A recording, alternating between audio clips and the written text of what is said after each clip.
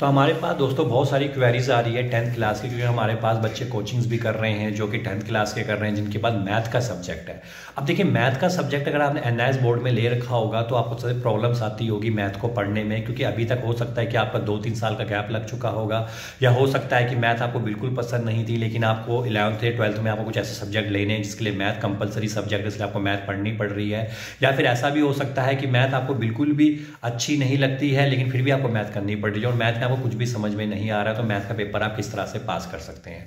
तो देखिए, मैथ के लिए हमने कोर्स बनाया हुआ है वैसे, तो उस कोर्स का लिंक आपको डिस्क्रिप्शन में मिल जाएगा। वो कोर्स हमने इसीलिए बनाया हुआ है कि जिन स्टूडेंट को मैथ में प्रॉब्लम आती है, या इंपॉर्टेंट क्वेश्चन जानना चाहते हैं, या इतने क्वेश्चन करना चाहते हैं जिस क्वेश्चन से वो पास तो हो ही जाए या उनके नंबर तो आ ही जाए, तो वो कोर्स करने के बाद वो 1 घंटे के आसपास का लेक्चर है। वो पेड कोर्स है, लेकिन लिंक आपको डिस्क्रिप्शन में दे देंगे। अगर उस कोर्स को आप ले लेते हैं तो उसके बाद आपको किसी प्रकार की कोई दिक्कत का सामना नहीं करना पड़ेगा। उतना भी आप पढ़ के चले जाएंगे तो आप बहुत अच्छे नंबर लेकर पास होने वाले हैं।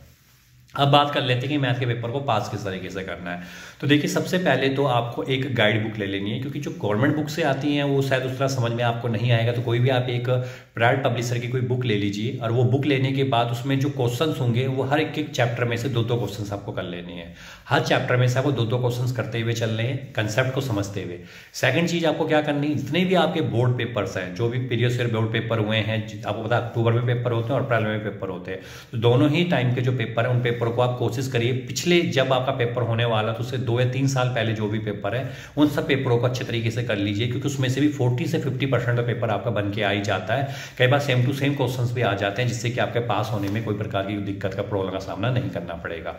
तो ये आपको बेनिफिट मिलने वाला है। इसके बाद जितना हो सके पेपर को लिख के देखिए, क्वेश्चन को याद कर लीजिए एक तरीके से, कंसेप्ट को बार बार करने के बाद, क्योंकि यहाँ पर फॉर्मूला आपको याद करना है, फॉर्मूले के नंबर होते हैं। कोई डायग्राम है तो डायग्राम के नंबर होते हैं। अगर आप चाहें तो यहाँ पर आप थोड़ा बहुत क्वेश्चन को जो अटेम्प्ट भी करेंगे उसके भी आपको यहाँ पे नंबर मिलने वाले हैं। तो अगर 3-4 चीज़ों का आप ध्यान रखेंगे तो पेपर को आप इजीली पास कर जाएंगे। बाकी कोर्स तो हमने बनाए हुआ है, अगर कोर्स आप लेना चाहते हैं तो लिंक आपको डिस्क्रिप्शन में मिल जाएगा, वो आप कर लेंगे तो आप पास तो हो ही जाएंगे।